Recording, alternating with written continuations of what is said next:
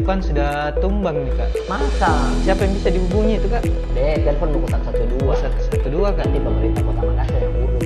Oh iya iya kak. Makassar, Zina. Iya iya. Kedua nih. Iya. Halo. 112 Kota Makassar, kejadian darurat apa yang dilaporkan? Waktu kau pergi di perintis itu, dari genangan? Ada kak. Saya juga di rumah, gue ada banyak genangan. Untung ada 112. Apa itu 112 kak?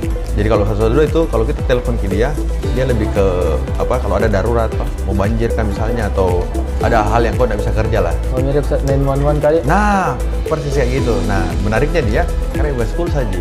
112 itu kan dari dinas kota, komunikasi dan informatika, itu dari pemerintah kota, alhamdulillah dibantu. Jadi besok-besok kok ada apa-apa atau ada keadaan darurat bisa kau telepon 112.